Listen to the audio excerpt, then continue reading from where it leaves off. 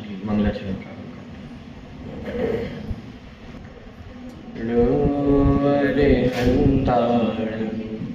नमो सिद्धाणं नमो आयर्याणं नमो वज्रायाणं नमो लोहितवसावणं मंगलं भगवान् वीरो मंगलं गौतमो मणि मंगलं कुन्द्रकुन्दार्यो जैन धर्मोऽस्तु मंगलम् सर्वमङ्गलमाङ्गल्यं सर्वकल्याणकारिकं प्रदानं सर्वधर्माणां एवमेतु शास्त्रम् मोक्षमार्गस्य नेतारं वेतारं कर्मभूरतां ज्ञातारं विश्वतत्त्वानां वन्दे तद्गुणकवये।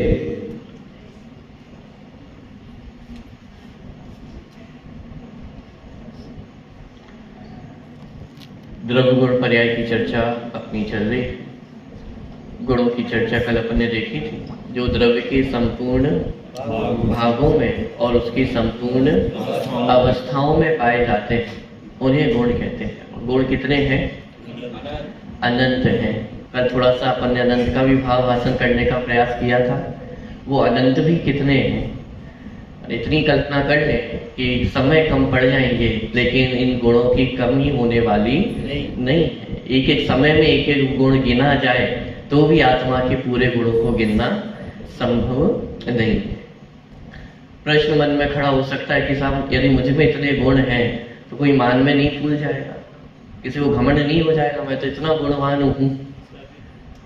जैसे किसी के पास मोबाइल हो, आईफोन हो, बिल्कुल एकदम लेटेस्ट आईफोन हो तो उससे क्या लगेगा? अरे मेरे पास सबसे लेटेस्ट चीज है, मतलब लेटेस्ट टेक्नोलॉजी है मेरे पास। मैं आपसे पूछता हूँ यदि सभा में बैठे सभी लोग अपना अपना आईफोन निकाल के बाहर रख दे तो कि भैया अपना मोबाइल अपने पास अंदर रख लो। क्यों? यहाँ तो सभी अनंत वैभववान है ना, किसी के पास कोई कमी नहीं है। तो फिर ये अनंत गुणों की चर्चा क्यों करते हो आप? इतना बखान क्यों करते हो कि इन अनंत गुणों को नहीं पहचानने के कारण जो हमारी दीन दशा हो रही है, हम जो बेचारे बन रहे हैं कि उनको याद दिलाया जा रहा है कि अरे हम भी प्रभुतावान हैं, हम भी प्रभु हैं। बात पकड़ में आती है। कितने गुण हैं? अनंत गुण हैं। लेकिन आज तक इन अनंत गुणों को नहीं पहचानने के कारण ही जीव की जो भी पर्याय आपको दिखाई दे रही है दीनता रूप, वो किस कारण है? कि अपनी प्रभुता नहीं पहचानोगे तो जगत में भी अपने आप को जीव नहीं मानोगे तो दूसरा भी आपको जीव नहीं कहेगा। बोलो आज कितने लोग आलू में जीव मानते हैं? तैयार हैं आलू में जीव मानने को? अन्य जगत के लोग तो छोड़िए, जैनियों में भी कितने मानने को तैयार हैं। यदि मान लिया होता तो आलू खाना नहीं छूट गया होता। पानी में जीव होते हैं, स्वीकार है क्या? दूसरों की बात नहीं कर रहा हूं, तो मैं अपनी और आपकी बात कर रहा हूं, स्वाध्यायी लोगों की बात कर रहा हूं। स्वीकार है क्या पानी में जीव होता है? अरे पानी स्वयं अपने आप में जीव है, जल का एक जीव, 5 स्थावर। आज तो समस्या है कि उनको कोई जीव मानने वाला नहीं है। अग्नि को कोई जीव मानने वाला है? वायु का एक जीव, पृथ्वी का एक जीव, उनमें जीव पाए जाते हैं तो अलग बात है, लेकिन वो भी तो अपने आप में जीव है। कौन मान रहा है आज जीव उनको? जो अपने आप की प्रभुता नहीं देखेंगे, अपने आप को जीव नहीं मानोगे, दुनिया भी आपको जीव नहीं मानेगी। पॉइंट पकड़ में आ रहा है। समय सारणी में एक ऐसा प्रकरण लिया कि एक द्रव्य दूसरे द्रव्य का करता तो नहीं, लेकिन वहां पे प्रकरण आया, बहुत अच्छा प्रकरण आया कि ज्ञानी तो ज्ञाता है लेकिन अज्ञानी करता है। क्या कहा? हम तो ये पढ़ रहे हैं कि एक द्रव्य दूसरे द्रव्य का करता नहीं, तो चाहे ज्ञानी हो या अज्ञानी हो दोनों ही कैसे होंगे? अकर्ता होंगे। लेकिन वहां पे सिद्ध किया ज्ञानी ज्ञाता है और अज्ञानी करता है।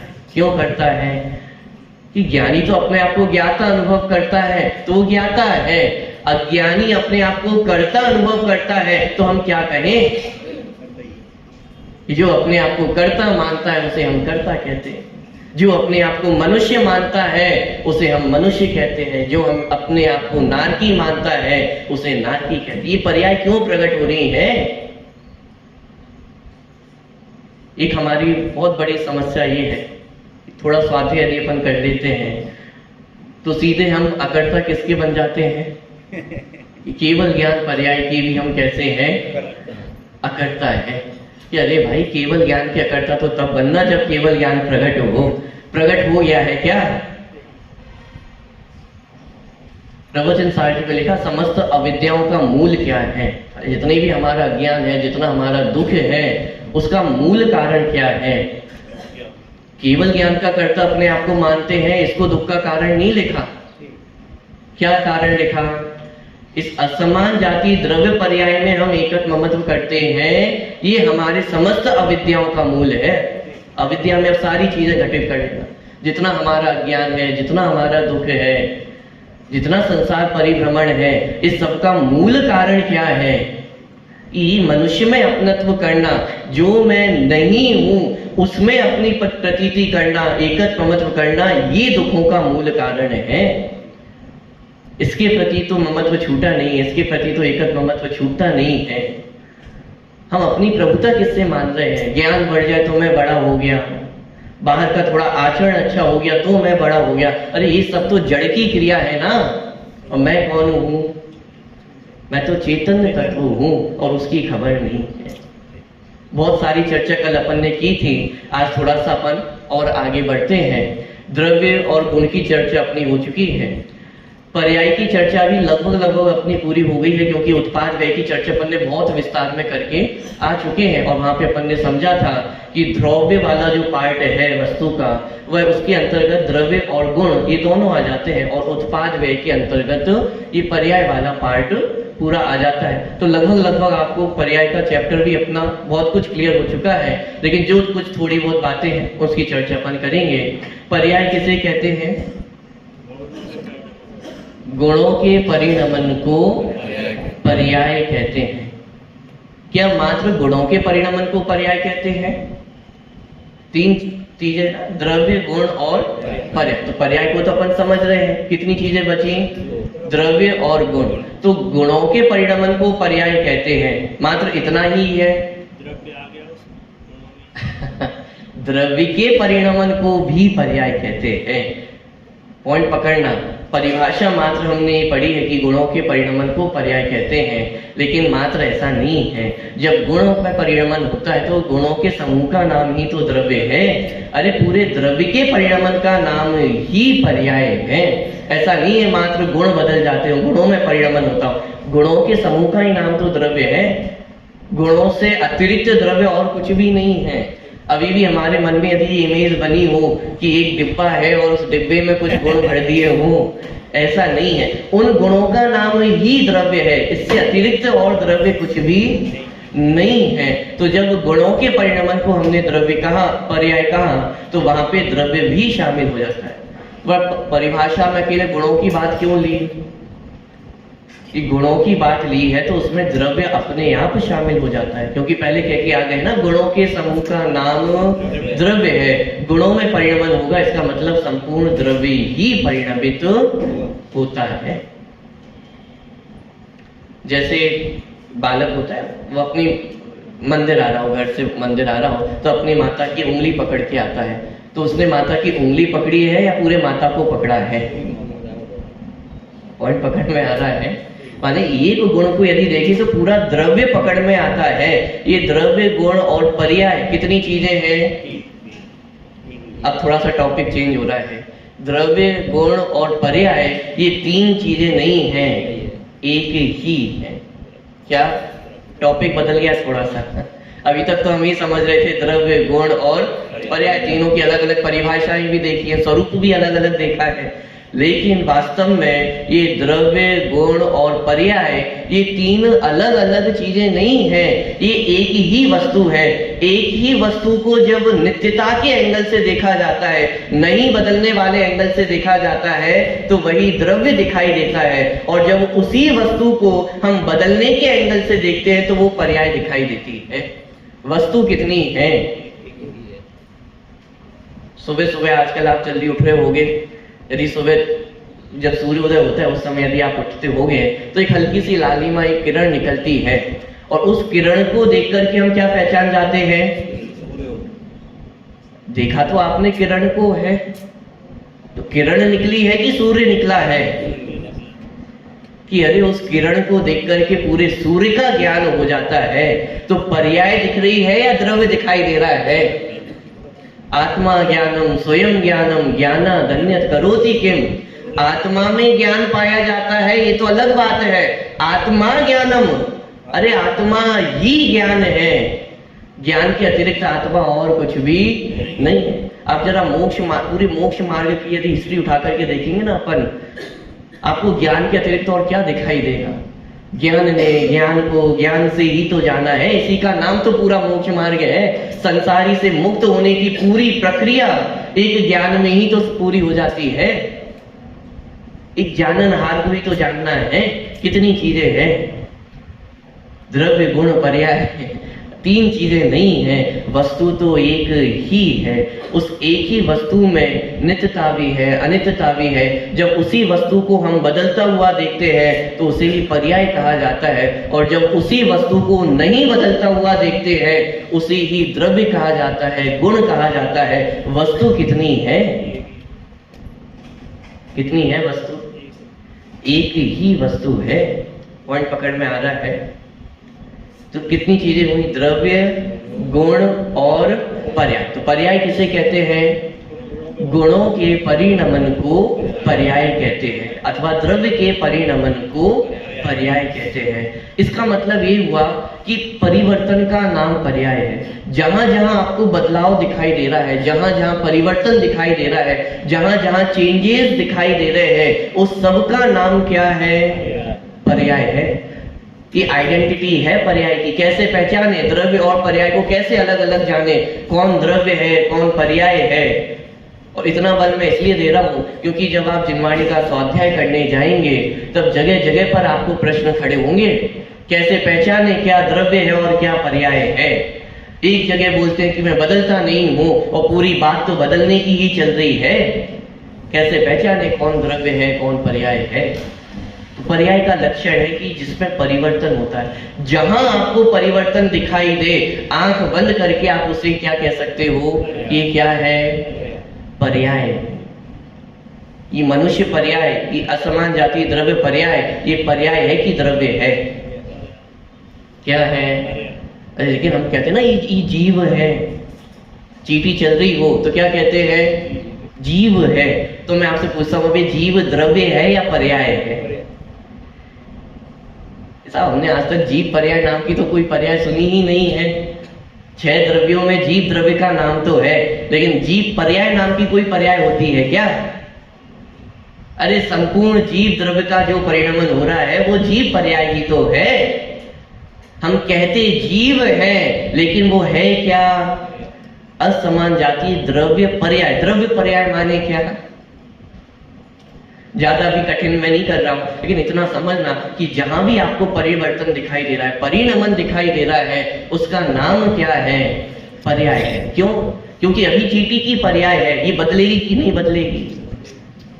मरण होगा, कोई दूसरी पर्याय प्रकट हो जाएगी। नरक में चले गए, क्या है? नारकी पर्याय है। क्यों? क्योंकि परिवर्तन है। मनुष्य पर्याय है, देव पर्याय है। क्यों? वहां पे परिवर्तक है, परिणमन है। जहां जहां परिणमन दिखाई दे रहा है वो सब क्या है? परिवर्तन है, पर्याय है। पानी को गर्म किया, भाप बन जाता है, क्या है ये? परिवर्तन है। और वापस ऊपर अपने लिए तवेली रख दे तो वापस पानी बन जाता है। अरे ये सब क्या है? परिवर्तन है, ये सब पर्याय है। आटे से रोटी बन जाती है, अपना भोजन बन जाता है, सब क्या है कि जगत का जितना जो कुछ भी परिवर्तन दिखाई दे रहा है वो सब पर्याय ही तो है। एक एक समय हमारे परिणाम बदलते हैं। 4 कषाय द्रव्य गुण पर्याय में से क्या है? विचार करना पड़ेगा ना।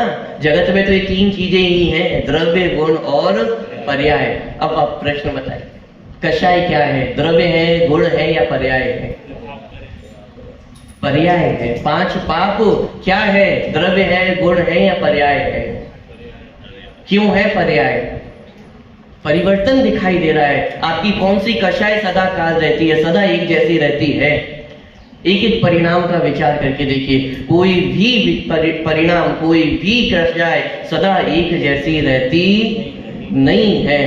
और पर्याय का एक स्वभाव है, उत्पाद व्यय अपन पढ़ के आए ना, आती है चली जाती है। क्या पर्याय का स्वभाव क्या है? आना और जाना। आना जाना पूर्वक ही होता है और जाना आना पूर्वक ही होता है। उत्पाद व्यय पूर्वक होता है, व्यय उत्पाद पूर्वक होता है। मानिए नियम है, जिसका उत्पाद हुआ है उसका व्यय निश्चित ही है। और बहुत लंबे बाद नहीं, बहुत लंबे समय नहीं लगता है। एक समय में ही, एक समय में उत्पाद हुआ, एक समय में ही व्यय हो जाता है। अब मैं आपसे पूछता हूं, क्रोध उत्पन्न हुआ कब तक रहेगा? क्रोध आता है और चला जाता है। इस आने और जाने के बीच में एक कोई ऐसी वस्तु है जो सदा त्रिकाल कायम रहती है, वो मैं द्रव्य हूं। पॉइंट पकड़ में आ रहा है? कैसे वेद विज्ञान करना है? कोई भी कषाय आप उठा करके देख ले, क्या होता है? उस पर्याय आती है, चली जाती है, लेकिन उसके बीच में मैं सदा वैसा का वैसा ही रहता हूं। तो फिर अज्ञानता किसका नाम है? अज्ञानता मात्र इसका नाम है। समय सारणी, प्रवचन सारणी में भी पज्जय मूढ़ा ही पर समय।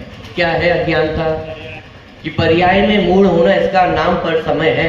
पर्याय में मूढ़ होना मतलब क्या? पर्याय का ज्ञान नहीं करें क्या? अरे पर्याय इस विश्व की सबसे सुंदरतम वस्तु है।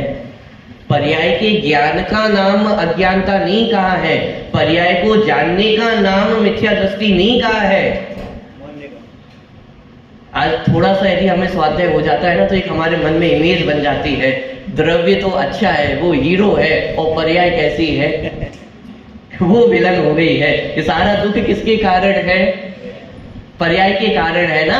सारा दुख पर्याय में है, पर्याय के कारण दुख है। तो पर्याय तो बुरी है, विलन है, और द्रव्य, अरे इसका नाम पज्जय मूढ़ बना नहीं है। पर्याय मूर्ता किसका नाम है? अरे पर्याय विश्व की सबसे सुंदर वस्तु है। तो साहब द्रव्य सुंदर है या नहीं है? अरे द्रव्य भी सुंदर, पूरी व्यवस्था ही तो सुंदर है। और 3 वस्तु है का वस्तु तो एक ही है। जैसे द्रव्य मेरा स्वभाव है, वस्तु का स्वभाव है बदलना भी वस्तु का स्वभाव है। जितना नित्य मेरा स्वभाव है, उतना ही अनित्यता भी मेरा स्वभाव है। समस्या कहां खड़ी होती है? समस्या यहां खड़ी होती है कि पर्याय एक समय का सत्य है। एक समय के सत्य को हम त्रैकालिक सत्य बनाना चाहते हैं। समस्या इसमें खड़ी होती है। पर्याय एक समय की है, लेकिन उस एक समय से हम उसको लंबा खींचना चाहते हैं। अज्ञानता इसका नाम है, पर्याय मूढ़ता इसका नाम है। द्रव्य त्रैकालिक सत्य है, उस त्रैकालिक सत्य की खबर ना होकर के क्षणिक सत्य को त्रैकालिक सत्य मानना, बस इसका नाम अज्ञानता है। मैं कौन हूं? टोडर जी ने प्रश्न उठाया, मैं कौन हूं, आया कहां से, ये मेरा रूप क्या है, स्वरूप की रचना कैसे हो रही है? प्रश्नों के विचार तो करो। मैं कौन हूं? कि मैं मनुष्य हूं। तो हमने क्या किया? इस क्षणिक सत्य को हमने त्रैकालिक सत्य नहीं बना दिया। हमने अपने आप को क्या मान लिया है? मैं मनुष्य हूं। किसी को थोड़ी देर के लिए क्रोध आता है, जनवाणी तो ये कह रही है कि एक समय का ही क्रोध होता है, इससे ज्यादा क्रोध का काल नहीं होता है। नई नई पर्याय उत्पन्न होती है, व्यय को प्राप्त हो जाती है। उस एक समय के क्रोध के कारण हम पूरी आत्मा को क्या कह देते हैं? क्रोधी है। एक समय का अज्ञान है, एक समय के अज्ञान के कारण पूरी आत्मा को क्या कह देना, अज्ञानी है। एक समय का मिथ्यात्व है, एक क्षणिक सत्य है, इस क्षणिक सत्य को त्रैकालिक सत्य बना देना कि कौन है, मिथ्या दृष्टि है। ये अज्ञानता है, पर्याय बुरी नहीं है। अरे यदि ये पर्याय ना हो तो कोई अज्ञानी से ज्ञानी कैसे बने, संसारी से मुक्त कैसे हो, आपको सम्यक दर्शन कैसे होगा। ये पर्याय तो बहुत सुंदर व्यवस्था है, पर्याय नहीं होगी तो कोई सिद्ध प्राप्त नहीं, सिद्ध दशा को प्राप्त नहीं होगा। पर्याय नहीं होगी तो आपका भोजन कैसे बनेगा। अनित्य कैसे, मैं नित्य हूं और अनित्य हूं बोला था। नित्यता और अनित्यता ये दो वस्तु के धर्म है, ये वस्तु का स्वभाव है। नित्य रहते हुए भी बदलना और बदलते हुए भी नित्य रहना, ये वस्तु का अपना निजी स्वभाव है और मात्र आत्मा का ही नहीं, प्रत्येक वस्तु का ये स्वभाव है। किसने किया है, कोई करने वाला नहीं है। कैसे है समझ में नहीं आता है, बदलता भी है, नहीं भी बदलता है। आज आप कितने वर्ष के हो, 18, 20, 25, 30 वर्ष के हो गए हैं, तो मैं आपसे पूछता हूं जब आप 1 वर्ष के थे और आज 30 वर्ष के हो गए हो तो बदले हो कि नहीं बदले हो, परिवर्तन हुआ है कि नहीं हुआ है।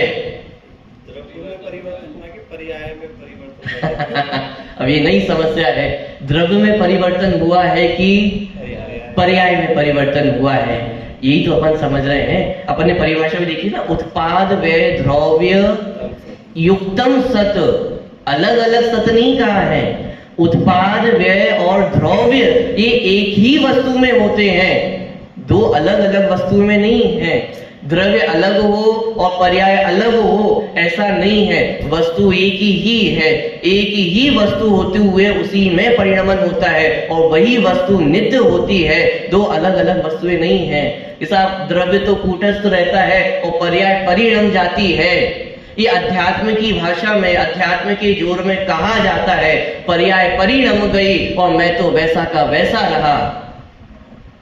ये भेद विज्ञान के जोर में, अध्यात्म के जोर में कहा गया कथन है, लेकिन मूल वस्तु स्वरूप की धरातल पर आकर समझेंगे तो दो चीजें नहीं है।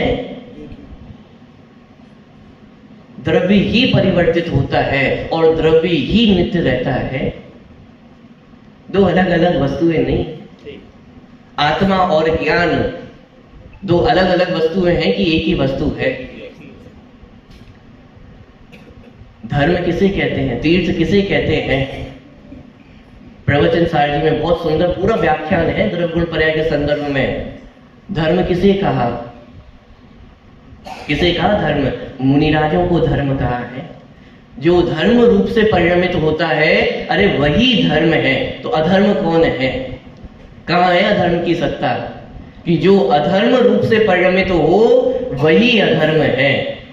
पाप क्या है, हिंसा, झूठ, चोरी, कुशील, परिग्रह, ये पाप है ना। परिभाषा बनाई, जो पाप रूप से परिणमित होता है वही पाप है, इसके अलावा और कुछ पाप नहीं है। ज्ञान क्या है, अरे मैं ही ज्ञान हूं, ज्ञान ही आत्मा है। पूजक की पंक्तियां पढ़ते, ज्ञान की प्रतिपल उठे तरंग, झांकता उसमें आत्म राम। क्या हो रहा है, ज्ञान की प्रतिपल उठे तरंग, कि ज्ञान की प्रतिपल पर्याय निकल रही है, प्रतिपल पर्यायों का उत्पाद हो रहा है और उस उन पर्यायों में से झांकता कौन है। ये क्या मतलब है इन पंक्तियों का, कि अरे हर समय जो ज्ञान की पर्याय उत्पन्न हो रही है ना, इसी का नाम आत्मा है, इसके अतिरिक्त आत्मा और कुछ भी नहीं है। प्रत्येक समय, हर समय जो परिवर्तन हो रहा है, हर समय जो पर्याय उत्पन्न हो रही है, वह किसका लक्ष्य करा रही है। थोड़ा सा और एक स्टेप आगे बढ़कर के कहूं, ज्ञान पर्याय तो आत्मा का लक्ष्य कराती ही है, लेकिन ये जो क्रोध की पर्याय उत्पन्न हो रही है वो भी किसका लक्ष्य करा रही है, किसमें से उत्पन्न हो रही है।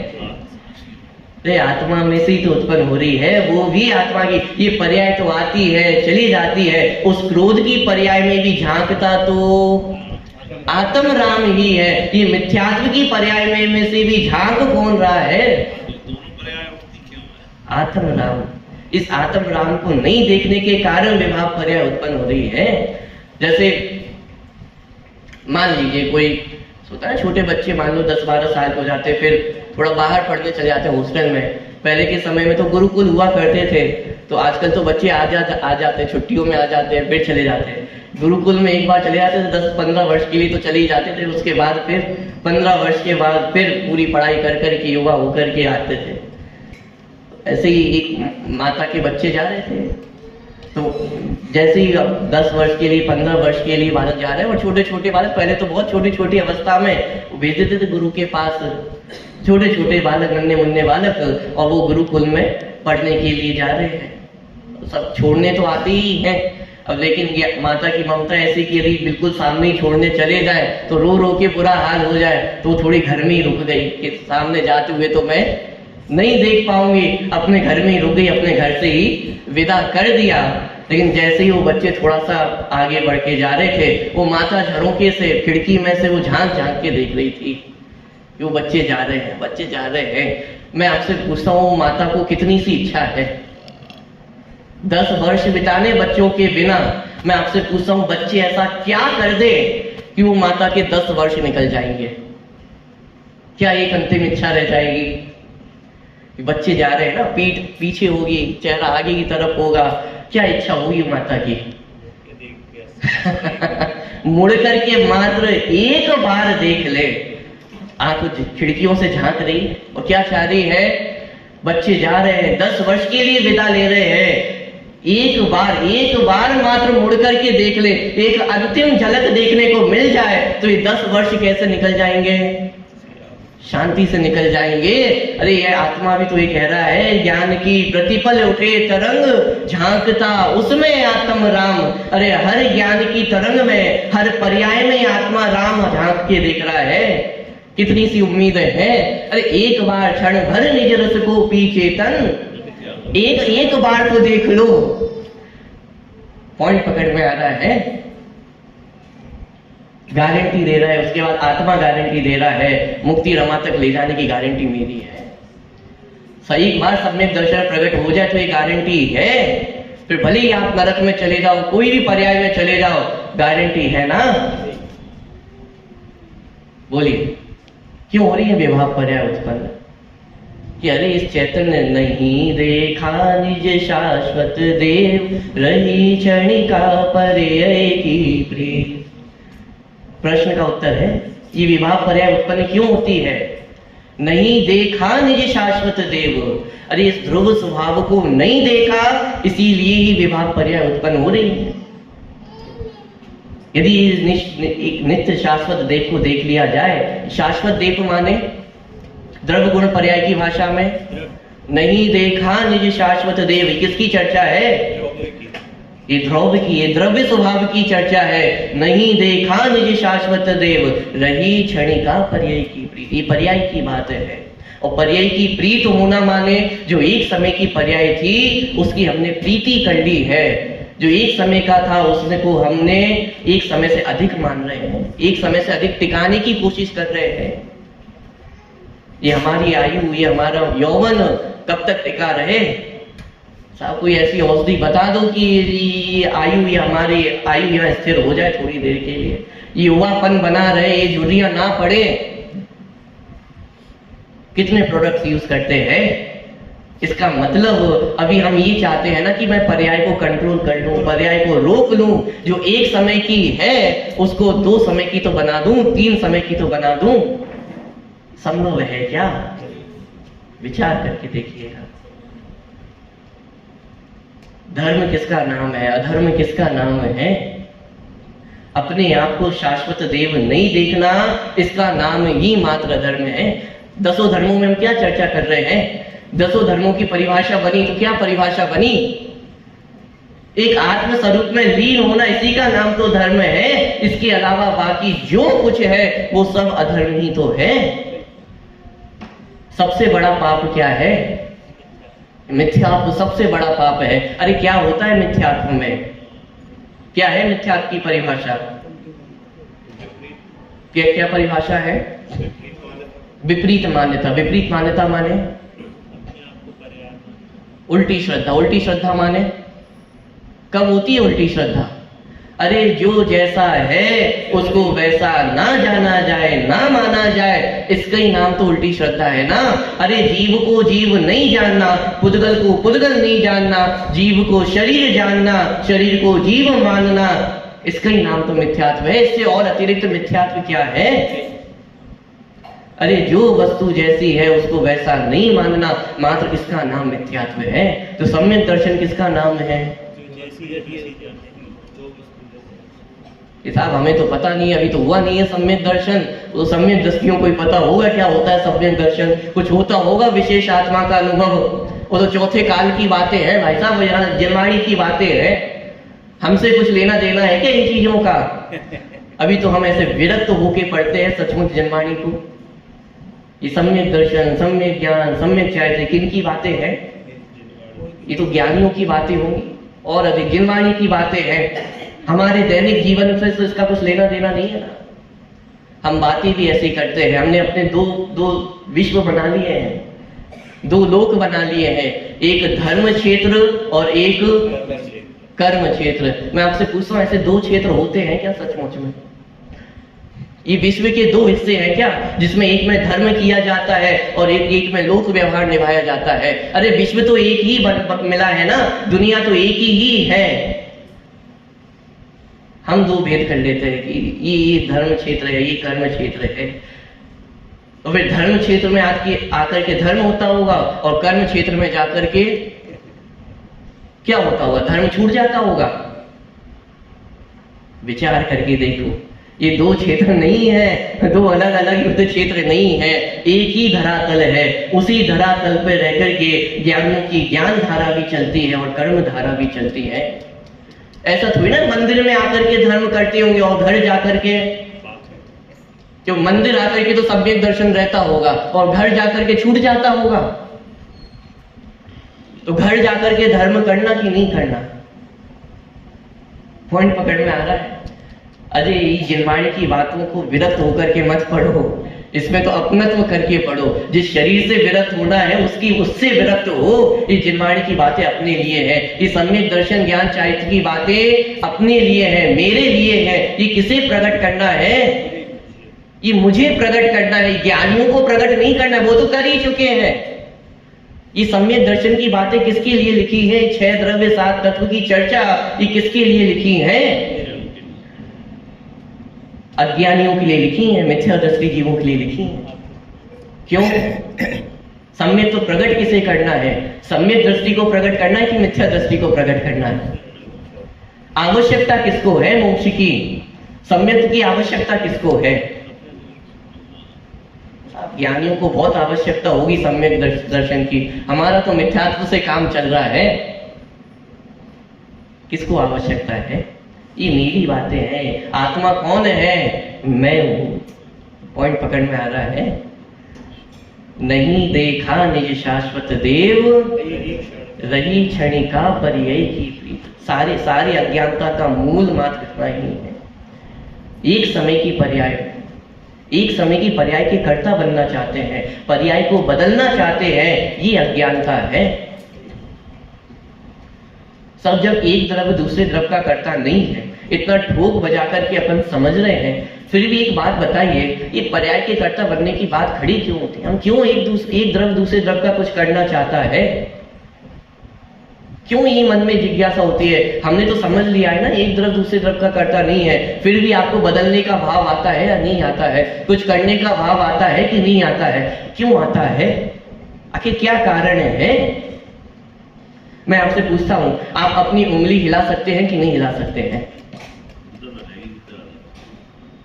हृदय से जो सच्चा आंसर निकलता वो देना।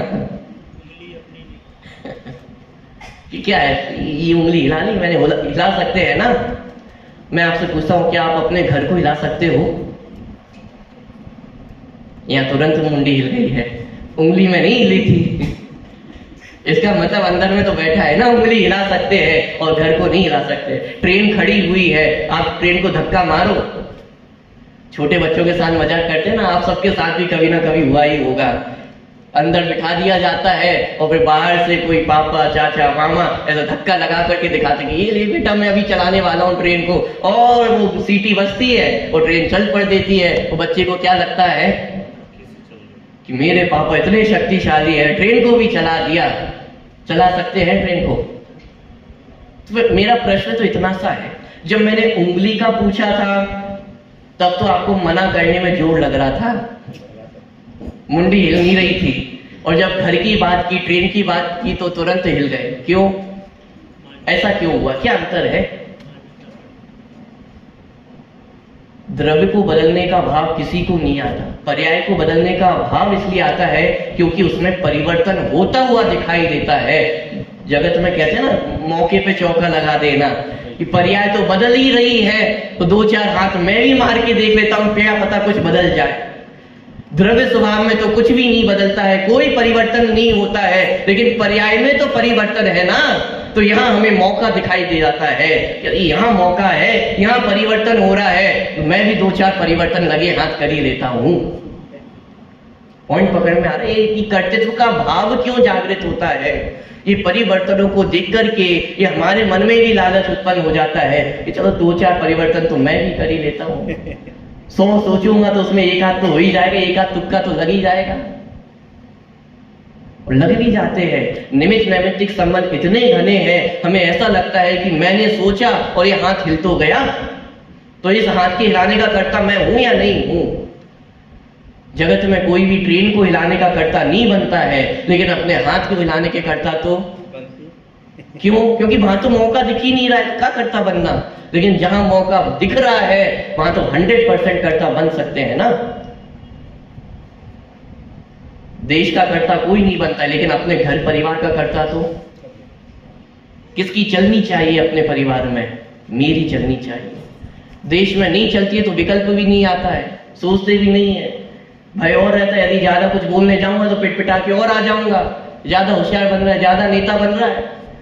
लेकिन अपने घर में बराबर चलाना चाहते हैं, एक एक मेरी बात माने, एक एक बर्तन भी यहां से वहां नहीं हिलना चाहिए मेरी आज्ञा के बिना।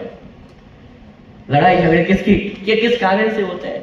साहब ये सोफा यहाँ रखा था, यहाँ कर दिया, नहीं मुझे तो यही पसंद है, ये गमला यही होना चाहिए, ये ऐसे ही होना चाहिए, ये बिस्तर ऐसा होना चाहिए, ये ऐसी चीजें होनी चाहिए। किसके अनुसार होना चाहिए? ये सब मेरे अनुसार होना चाहिए। अब घर में आपके अनुसार होना चाहिए तो थोड़ा बाहर निकल के निकले तो वहां तो अकर्ता बन जाते हैं। क्या कर सकते हैं? जिसको जितना विकल्प आता है कर्ता पने का, वो उतने आगे तक बढ़ता चला जाता है। नेता बनते हैं तो उन्हें पूरे देश का भला करने का विचार आता है, उनके कर्ता बन जाते हैं। अरे जिसकी जितनी सामर्थ्य है उतना ही कर्ता बनता है। क्यों? क्योंकि मौका जहां पे दिखता है मात्र वहीं पे हाथ पैर चलाने का विकल्प आता है। लेकिन विचार करके देखें, अरे जितना विकल्प भी हमें उत्पन्न हो रहा है उस विकल्प से कुछ होता है क्या?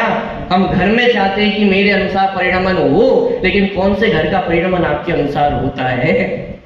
अरे घर का परिणमन तो छोड़िए, आपका शरीर का परिणमन आपके अनुसार हो रहा है क्या? इस जगत में कौन चाहता है कि मैं बूढ़ा हो जाऊं?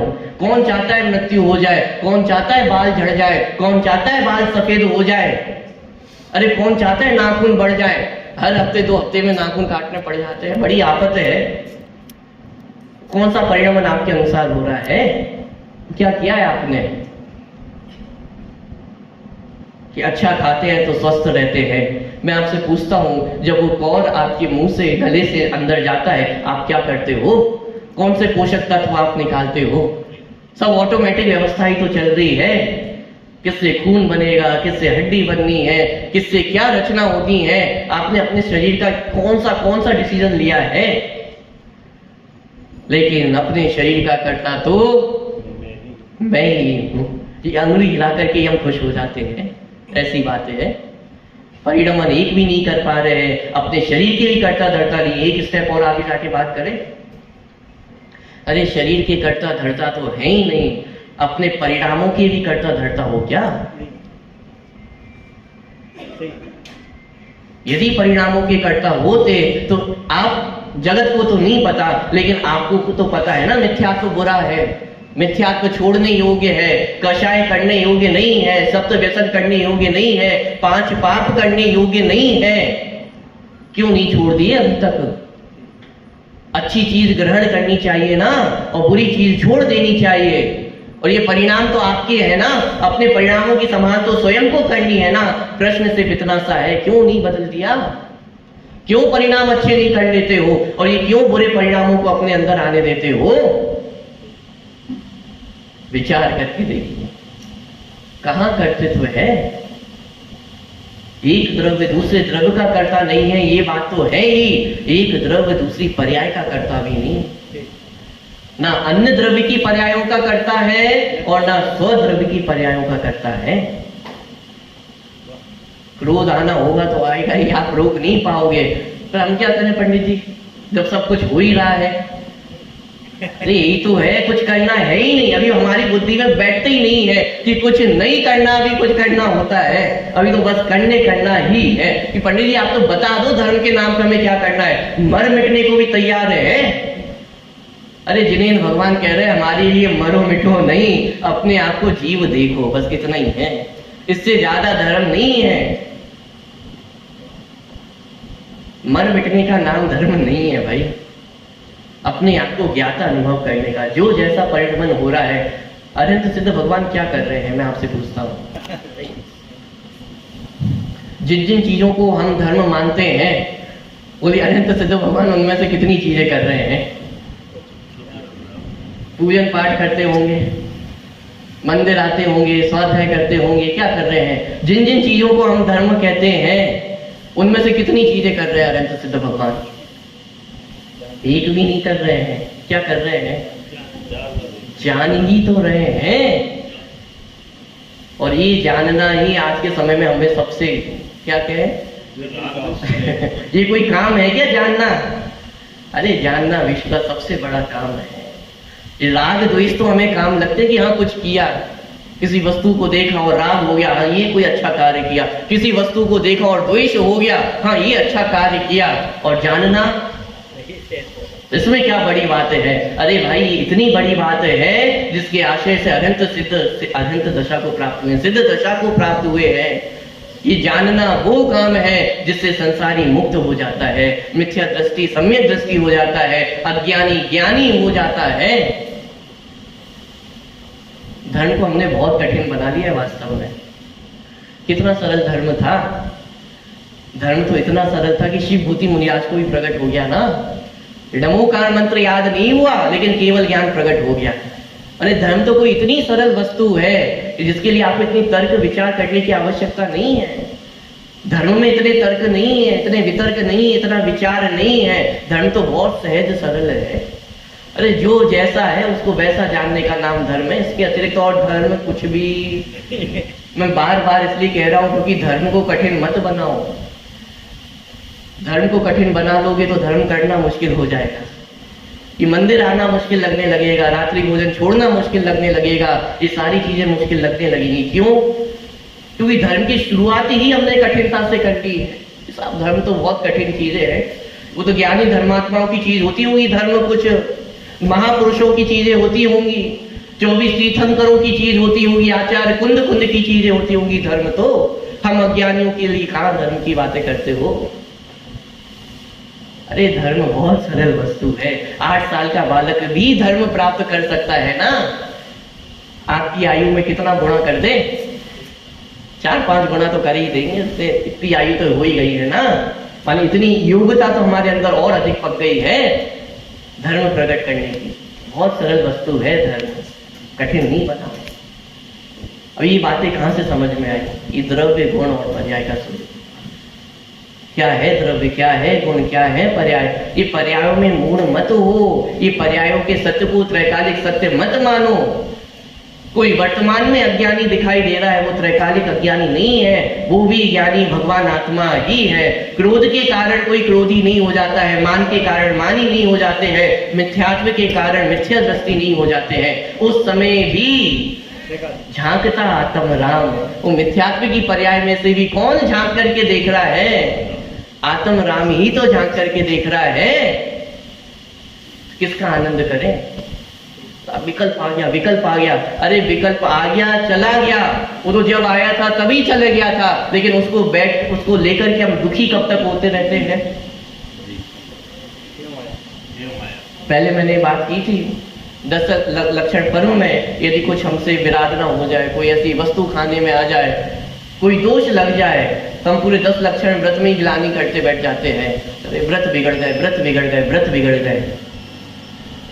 अरे वो तो एक क्षण का दोष हुआ था ना, वो तो विकल्प आया चला गया, अपराध हुआ गया। जो चीज चली गई है उसको लेकर के दुख कब तक मनाते हैं? पॉइंट पकड़ में आ रहा है। ऐसे उर्दू में एक कहावत है, माने एग्जैक्ट वर्ड्स तो नहीं, लेकिन उसका भाव भाषण कुछ इस प्रकार का है कि खता एक पलने की और सदियों ने सजा पाई। क्या माने गलती तो एक समय ने की थी, एक समय में हुई थी, और सजा किसने पाई? सदियों ने सजा पाई। अरे हमने तो मिथ्यात्व एक समय का था, इस शरीर में अज्ञानता, इस शरीर में अपनत्व, ये तो हमने एक समय के लिए किया था, लेकिन इसका फल कौन भोगता है? शरीर नहीं भोगता है, शरीर तो यही छूट जाता है, नरक में कौन जाता है? पॉइंट पकड़ में आ रहा है। अरे अपराध एक समय का है, वो तो आता है चला जाता है, विकल्प उत्पन्न होता है चला जाता है। धर्म किसका नाम है? आपको क्या लगता है धर्मात्माओं के जीवन में विकल्प उत्पन्न नहीं होते होंगे? अंतिम पॉइंट, ज्यादा विकल्प नहीं करना, समय मुझे भी पता है हो गया है। अंतिम पॉइंट है धर्मात्माओं को विकल्प नहीं होते होंगे, धर्मात्माओं को कषाय नहीं आती होंगी क्या? अरे कदाचित चौथे चतुर्थ गुणस्थान वर्ती सम्यक दृष्टि के जीवन में भी यदि मान लो उसको खाना परोसा जाए और उसके थाली में माने दाल में नमक ना हो, वो थाली ऐसे फेंक दे, क्या कहेंगे हम? मिथ्या दृष्टि है, और घोर मिथ्या दृष्टि, पक्का मिथ्या दृष्टि है। ऐसे हो सकते हैं क्या? भरत चक्रवर्ती को चक्र चलाने का विकल्प नहीं आया। बोलो, रामचंद्र जी ने युद्ध नहीं किए, क्या कुछ नहीं हुआ? अरे ज्ञानियों के जीवन में भी विकल्प आते हैं। रामचंद्र जी तो क्षायिक सम्यक दृष्टि जीव थे, लेकिन 6 महीने तक लेकर के क्यों इतना नहीं पता होगा सम्यक दृष्टि जीव को? इतना तो हम अज्ञानी मिथ्या दृष्टि को भी पता है कि क्या सही है और क्या गलत है। और रामचंद्र जी तो क्षायिक सम्यक दृष्टि जीव, उन्हें नहीं पता होगा। तो मैं आपसे पूछता हूं, उस समय वे क्षायिक सम्यक दृष्टि थे या नहीं थे? विकल्पों से निर्णय नहीं कर सकते, इन पर्यायों से निर्णय नहीं कर सकते हो। पर्यायों से निर्णय करने जाओगे तो मूर्ख ही बनोगे।